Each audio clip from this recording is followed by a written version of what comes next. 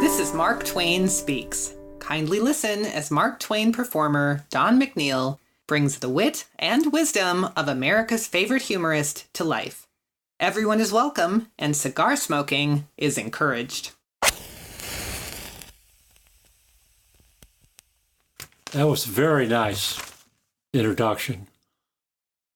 I like to be introduced by young women. My wife doesn't mind. She knows that I don't remember why I like that. I have a favorite introduction, one that has never faded from my memory. When I was a young man, trying my hand at gold mining in the Nevada Territory, I was asked to say a few words at a miners' meeting. An elderly miner was given the task of introducing me. He stood up, looked around the room, and finally, he looked at me. He said, "I only know two things about this man. One, he's never been in prison. And second, I don't know why."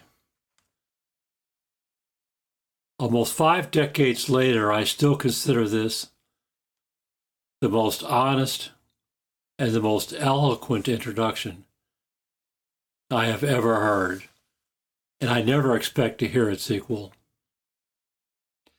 Having fortified myself with whiskey, I was able to stand before the small gathering that night. I've learned, and I maintain today, there are only two types of speakers: the nervous ones and the liars. That night I was both. I recall that I nervously told lies for perhaps 10 minutes. Now I am aware that there is a club today called Toastmasters that helps people get over the fear of public speaking. I only wish that option had existed in my time. I could have saved a lot of alcohol from being consumed. With the newspapers, I believe it was the Virginia Enterprise, sent me to the Sandwich Islands to write about the sugar interest there. I had no idea that this would start my career in public speaking. When I returned to California, I was amazed to learn that the newspaper articles had made me the most famous, honest man on the West Coast. Thomas McGuire owned several theaters at that time. He advised me to strike while the iron is hot and to break into the lecture field. The chance to make money without actually working was most appealing to me.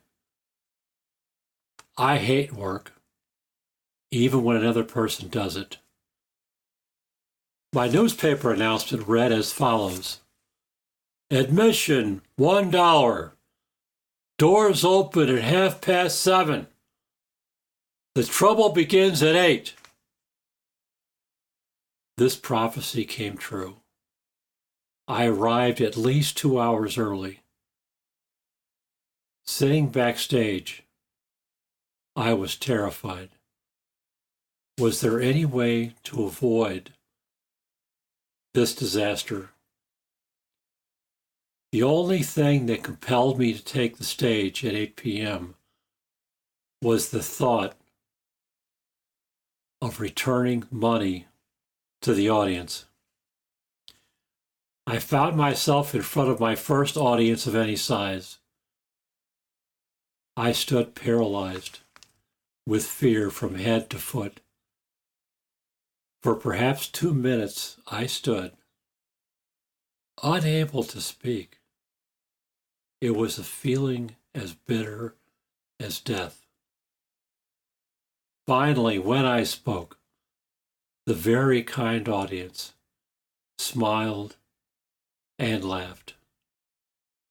This was just what the doctor ordered. I spoke for more than an hour. This experience had the effect of making me unafraid to face a live audience. I was never afraid again. Not unlike politicians, bankers, and burglars, I could now make a living without the inconvenience of actual work. Public speaking was my ticket to income and prestige. I would extract payment for my lectures from a willing public for the rest of my life. In my late 60s, I left the paid platform and spoke only when I wanted to, or if I could help raise money for a worthy cause. When Helen Keller asked me to speak at fundraisers, I enthusiastically accepted that honor.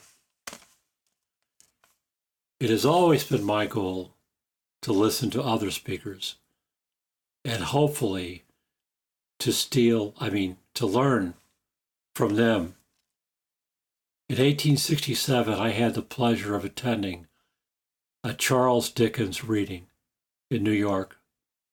He read with great force and animation and with a stirring effect.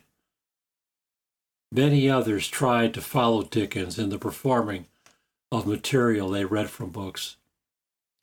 In my opinion, nobody did it as well. I had some success reading on the stage, but storytelling was my strength, and would always remain so. I plan to talk more about public speaking in my next broadcast. After half a century of public speaking, perhaps my experience can be of value. Now it's time for me to nap. I never could see any value in being tired. Thank you.